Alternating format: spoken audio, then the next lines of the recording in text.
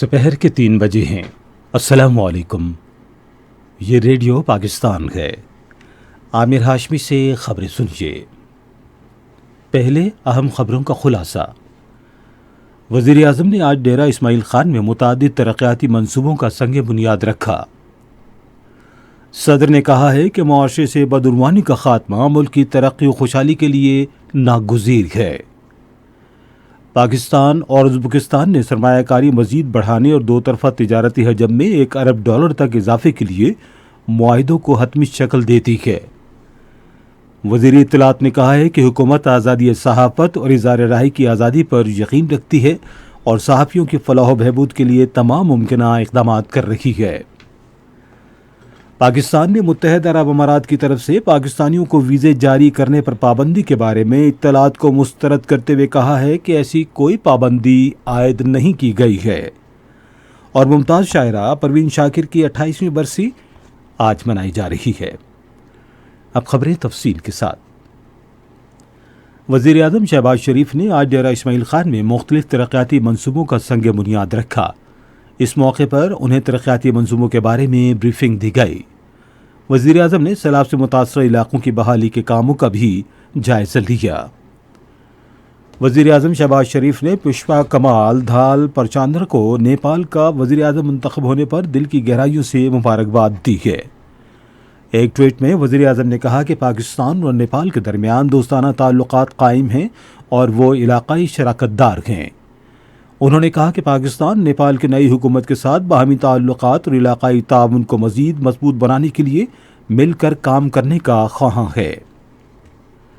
सदर डॉक्टर आरिफ अलवी ने कहा है कि मुल्क की तरक्की और खुशहाली के लिए मुआशरे से बदउनवानी का खात्मा नागुज़ीर है। आज कराची में टैक्सों की अदायगी से आगाही के हवाले से एक सेमिनार से खिताब करते हुए उन्होंने कहा कि टैक्सों की अदम अदायगी भी बदउनवानी की एक किस्म है जिसका खात्मा होना चाहिए। सदर ने कहा कि मुल्क में टैक्सों की वसूली में इजाफे के लिए कवानीन और कवायद ज़वाबित का निफाज ज़रूरी है। सदर ने कहा कि हमें महासिल बढ़ाने के लिए मुख्तलिफ सतहों पर टैक्सों की अदायगी के लिए आगाही को बेहतर बनाने की ज़रूरत है, जो मुल्क की इक़्तिसादी सूरत-ए-हाल के लिए भी ज़रूरी है। उन्होंने कहा कि टैक्सों की चोरी हर हाल और अदम अदायगी को लाजमी तौर पर रोका जाना चाहिए और टैक्सों की वसूली को बेहतर बनाने के लिए मुतअल्लिक़ा क़वानीन का निफाज यकीनी बनाया जाए। सदर ने मोहतसिब दफ्तर को हिदायत की कि अवाम के मसाइल तरजीही बुनियादों पर हल करने के लिए अपने दरवाजे खुले रखें। पाकिस्तान और उज़्बेकिस्तान ने दो तरफ़ा तिजारती हजम में $1 अरब तक बढ़ाने और सरमायाकारी में मज़ीद इजाफे के लिए मुआहिदों को हतमी शक्ल दे दी है। तरजीही और राहदारी तिजारती मुआहिदों जिन पर आइंदा माह से अमल दरामद होगा, उन पर आज वज़ीर तिजारत सैयद नवीद क़मर और उज़्बेकिस्तान के नायब वज़ीर आज़म ने इस्लामाबाद में दस्तखत किए। इस मौके पर इज़हार ख्याल करते हुए वज़ीर तिजारत ने कहा कि फ़रीक़ैन ने अफ़गानिस्तान के रास्ते तिजारत और राहदारी के लिए मुश्तरका हिकमत अमली तश्कील देने पर भी इत्तेफाक किया है। इस हवाले से उन्होंने कहा कि हमने पाकिस्तान, उज़्बेकिस्तान और अफ़गानिस्तान पर मुश्तमिल मुश्तरका सहफ़रीक़ी फ़ोरम की तजवीज़ भी दी है, ताकि इस हवाले से तिजारत में आसानी पैदा हो और किसी भी किस्म के मसले की निशानदही हो सके। सैयद नवीद क़मर ने कहा कि पाकिस्तान और उज़्बेकिस्तान अपनी मसनूआत की बरामद के लिए मैन्युफैक्चरर्स को आसानी फराहम करने के लिए और तिजारत के फ़रोग़ के लिए एक मुल्क में तिजारती नुमाइशों के इनेकाद पर मुत्तफ़िक़ हो गए हैं। वज़ीर इत्तलात व नशरियात मरियम औरंगज़ेब ने कहा है कि हुकूमत आज़ादी सहाफ़त और इज़हार राय की आज़ादी पर यकीन रखती है और सहाफ़ियों की फ़लाह बहबूद के लिए तमाम मुमकिना इक़दाम कर रही है। आज एक बयान में उन्होंने लाहौर प्रेस क्लब के नए मुंतखब ओहदेदारों को मुबारकबाद पेश की। वज़ीर इत्तलात व नशरियात ने इस उम्मीद का इजहार किया कि नए मुंतखब ओहदेदार कानून की हुक्मरानी, जमहूरी रवायात और सहाफ़ी बिरादरी की बेहतरी के लिए अपना किरदार अदा करते रहेंगे। उमूर कश्मीर और गिलगित बल्तिस्तान के बारे में वज़ीर आज़म के मुशीर क़मर ज़मान कायरा ने कहा है कि पूरी कौम दहशत गर्दी के खात्मे के लिए सिक्योरिटी फोर्सेस के शाना बशाना खड़ी है। आज इस्लामाबाद में एक न्यूज़ कॉन्फ्रेंस से खिताब करते हुए उन्होंने कहा कि मुल्क के मुख्तलिफ हिस्सों में होने वाले दहशत गर्दी के हालिया वाक़यात काबिल मज़म्मत हैं, लेकिन इन कार्रवाइयों के ज़रिए अमन के लिए हमारी कोशिशों और अज़्म में खलल नहीं डाला जा सकता। वज़ीर आज़म के मुशीर ने कहा कि इख्तिलाफ़ राय जमहूरियत का हिस्सा है, लेकिन इसे मुआशरे में ग्रोहबंदी और नफ़रत तक न बढ़ाया जाए।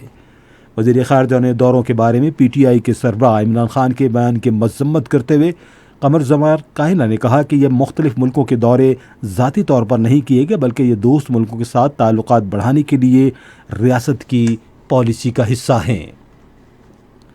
یہ خبریں آپ ریڈیو پاکستان سے سن رہی ہیں۔ پاکستان نے متحدہ عرب امارات کی طرف سے پاکستانیوں کو ویزا جاری کرنے پر پابندی عائد کرنے سے متعلق خبروں کی سختی سے تردید کی ہے اور کہا ہے کہ اس قسم کی کوئی پابندی عائد نہیں کی گئی۔ دفتر خارجہ کی ترجمان ممتاز زہرا بلوچ نے اس حوالے سے میڈیا کی طرف سے اٹھائے گئے سوالات کا جواب دیتے ہوئے اس کی تصدیق کی ہے۔ مقبوضہ جموں و کشمیر میں کانگریس پارٹی کے سابق صدر غلام احمد میر نے مودی کی بھارتی حکومت پر زور دیا ہے کہ وہ کشمیری کی حالت زار اور انہیں درپیش مشکلات کو دور کرے۔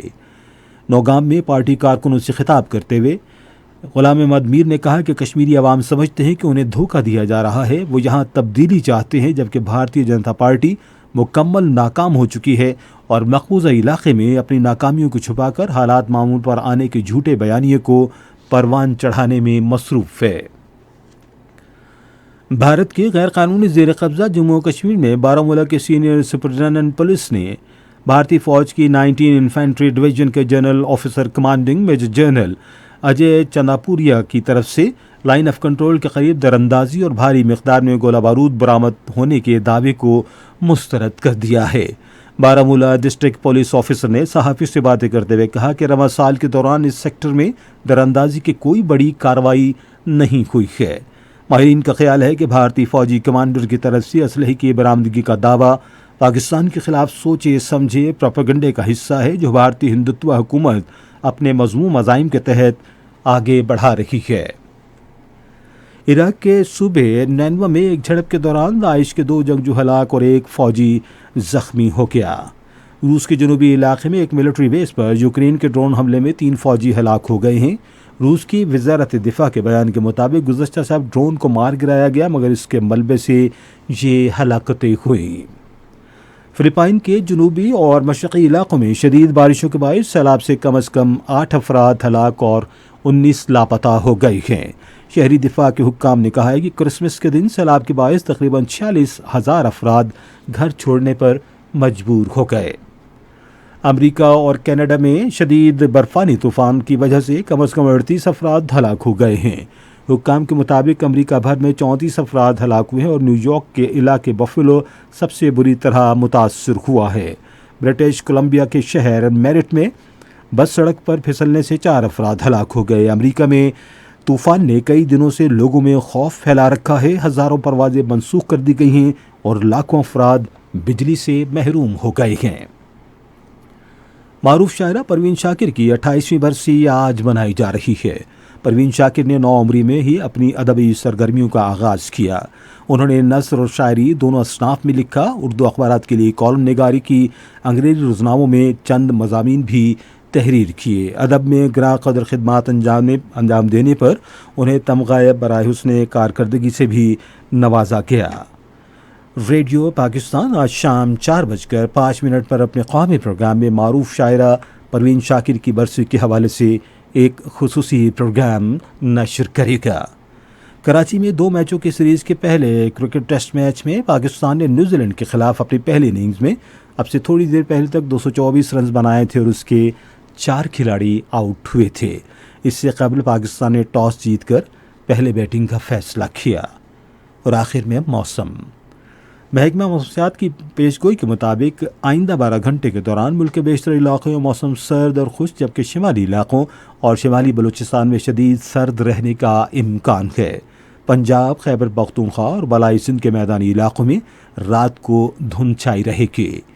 آج ریکارڈ کیے گئے بعض شہروں کا درجہ حرارت: Islamabad 19 degree centigrade, Lahore 14، Karachi 25، Peshawar 17، Quetta 16، Gilgit 11، Muzaffarabad 14، مری 11، سری نگر 7، جموں 15 اور لیہ میں -4 ڈگری سینٹی گریڈ۔ اسی کے ساتھ خبریں ختم ہوئیں۔ مزید خبروں اور تجزیوں کے لیے آئیے ہماری ویب سائٹ پر radio.gov.pk اور فیس بک کے link radio Pakistan news official پر براہ راست ویڈیو اسٹریمنگ بھی ملاحظہ کیجیے۔